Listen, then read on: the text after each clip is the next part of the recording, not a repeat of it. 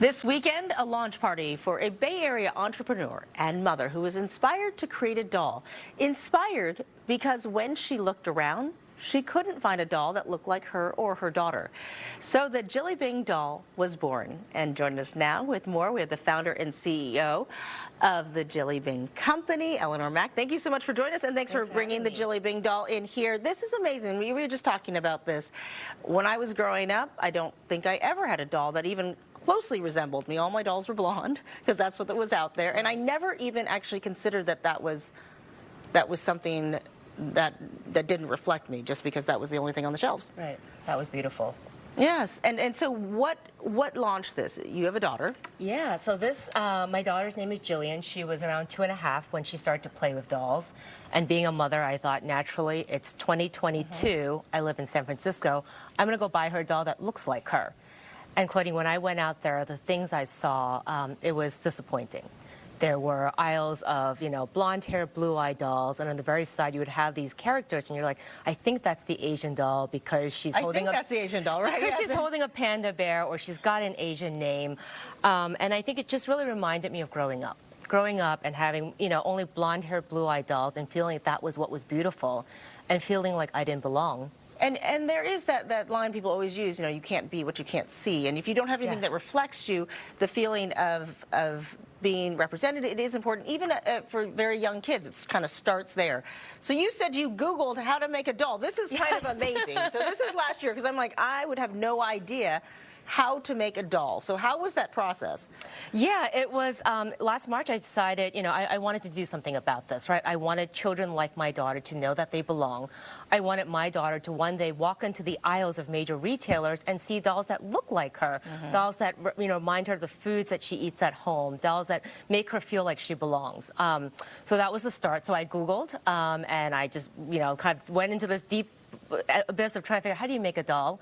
I was very fortunate. I connected with incredible toy designers of Asian American descent, and over the last year and a half we have just been so united by this mission of we are going to bring this doll to the world. Because I feel like it's one of those things where, I had the same reaction. I'm like, you're right.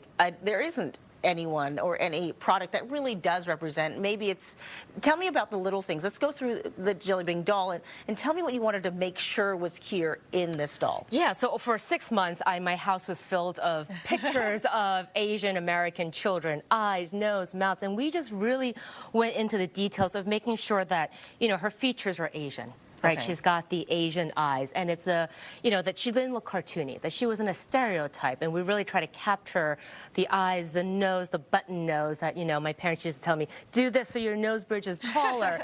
We wanted our children to be proud of what she looked like, and more importantly, we wanted her to have some feist, some energy. I didn't want her to look demure.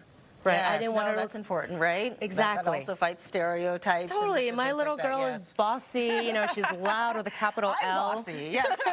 Many would argue the same about me, but this doll, she has an energy to her smile, her posturing. She's ready to cuddle with you, but she's also ready to have a food fight with you. So her features, and then we really showcased. We thought about an Asian food that many of us grew up with. So we're leading with our first doll. Yes. Egg tart custard. So there's prints all over her dress. And then her hat here, if I can ask you to hold this for I'd love to hold the Jilly Bing doll. Yes. Her hat flips into a little egg tart. So this is, to us, it was bringing to life the idea of flipping the script of what it means to be Asian, what it means to be Asian American girl. And so in this hat, you have a little surprise for the children. That is so adorable. Oh, that's so cute. So we have video, and we've been showing that, of your daughter, when you handed her this doll. Tell me about that reaction, because this is all, you do it out of a love for culture, but really as a mom. Yeah, it was one of the best moments of my life, where she looked at the doll. So she's 3.5, so there was no acting, and she just looked at the doll, and she's touching the doll's eyes, and she's like, black momo in Chinese means hair. She's like, black, she looks like me, she looks like Jilly. And that just really captured the why of what we're doing. And similarly, as when I think about the two proudest moments of this company, the first was my daughter's reaction to this doll when she gasped in delight. And it was funny, it was a prototype. So she just yanked the head right off. And the second was just hearing from moms around the country, right? That, one mom particularly said, Asian American women have had to pretend to be someone else, even in play. this is more than about a doll. This is about being seen. That's amazing. Tell me about your event this weekend.